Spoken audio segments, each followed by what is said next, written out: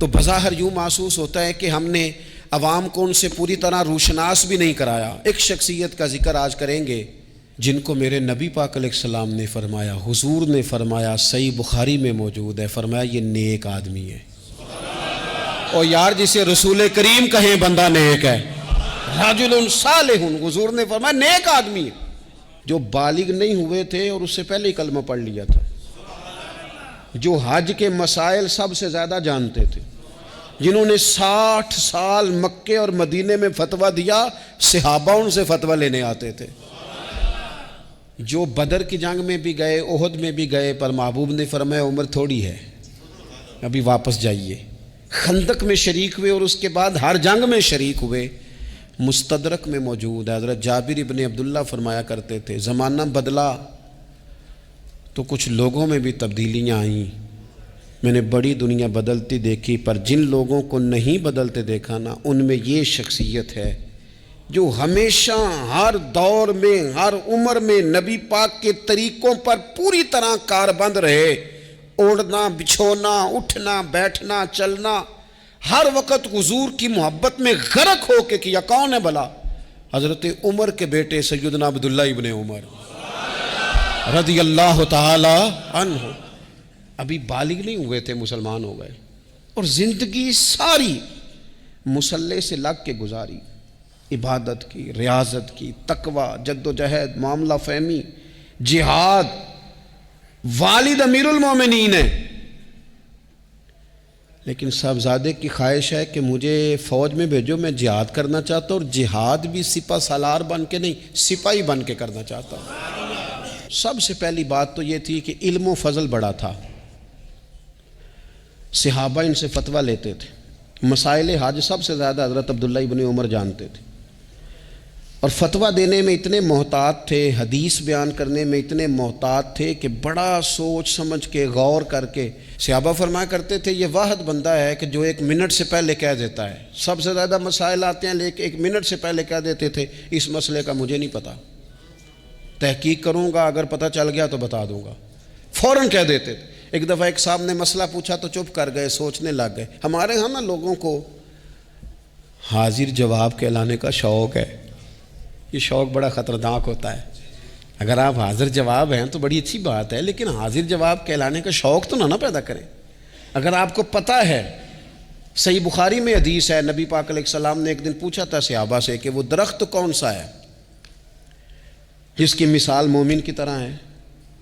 تو حضرت عبداللہ ابن عمر کہتے ہیں مجھے پتہ تھا کہ وہ کھجور کا درخت ہے، پر میں نے جواب نہیں دیا۔ کیوں نہیں دیا؟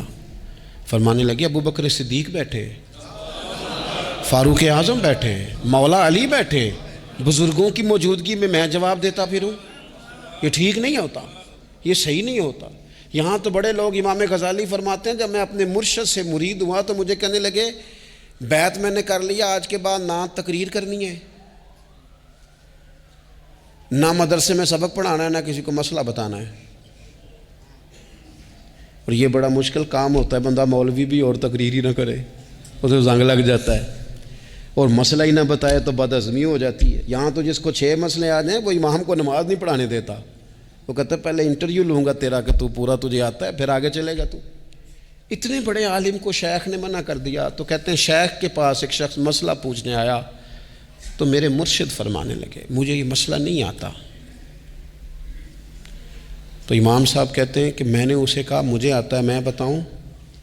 کہتے ہیں میرے شیخ مسکرا پڑے، کہنے لگے غزالی میں تو تیرے ساتھ ساتھ اپنی میں بھی مارنا چاہتا تھا، پر تیری ابھی مری نہیں، اور تو کہتا ہے میں بتاتا ہوں۔ کچھ دیر چھوڑ دے، سارے مسئلے بتانے نہیں چاہیے، کچھ پہ عمل بھی کرنا چاہیے۔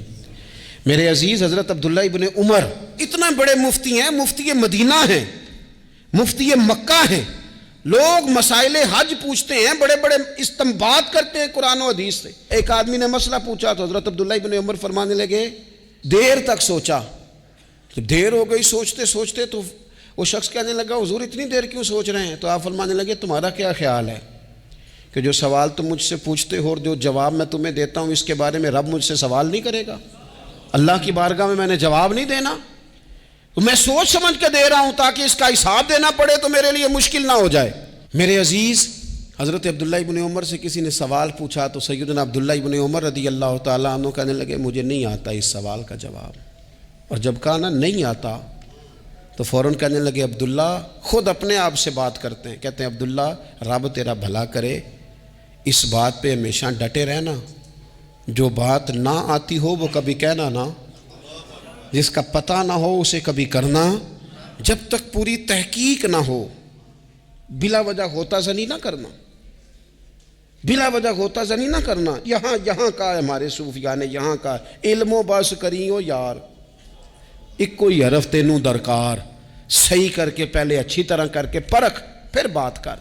تو علم بڑا تھا، تقوی بڑا تھا۔ اس کے ساتھ ساتھ پھر یہ تھا کہ غریب پروری بڑی تھی۔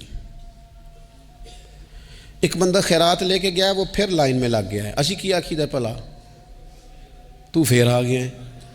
تو حضرت عبداللہ ابن عمر کو بندہ دوبارہ آتا نا تو کسی سے قرضہ لے کے کہتے یار اس کو بڑی ضرورت تھی تو دوبارہ آیا ہے نا، ایک دفعہ تم ذرا دے دو میں تمہیں دے دوں گا، اس کو دینا ہے۔ جتنی دفعہ شام کو کھانا کھاتے اتنی دیر حضرت عبداللہ ابن عمر کھانا نہیں کھایا کرتے تھے جب تک کوئی یتیم آ کے دسترخوان پہ بیٹھ نہ جاتا، نہیں گزارا ہوتا۔ اور یار کیسے لوگ کھا لیتے ہیں، اعلیٰ غذائیں کھا رہے ہیں، اور ایک طرف ایک بہن مجبور بیٹھی ہے، بھائی مجبور بیٹھا ہے، سسرالی رشتہ داروں میں لوگ مجبور بیٹھے ہیں، عزیزوں میں لوگ مجبور بیٹھے ہیں، یتیم غریب مسکین، اور یہ روز نئے سے نیا ذائقہ، جب تک یتیم نہ ہوتا کھانا نہ کھاتے۔ اور صدقات و خیرات بھی کرتے تو جس طرح ہم کرتے ہیں نا، ناراض نہ ہونا۔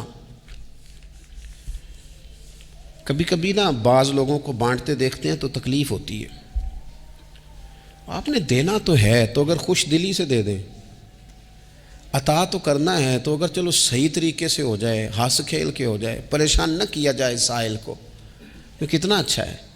ان صوفیاء کا بھی ہم نے تذکرہ کتابوں میں پڑھا ہے جو کہا کرتے تھے اگر رب نے دروازے پہ کسی کو بھیجا ہے تو اس کا مطلب ہے اللہ راضی ہے، لیکن ہمارا لہجہ اتنا سخت ہوتا ہے۔ حضرت عبداللہ ابن عمر ایک اونٹنی پہ بیٹھے تھے، اونٹنی بڑی پیاری لگی، بڑی خوبصورت تھی، بڑی بہترین تھی، بڑی صاف ستھری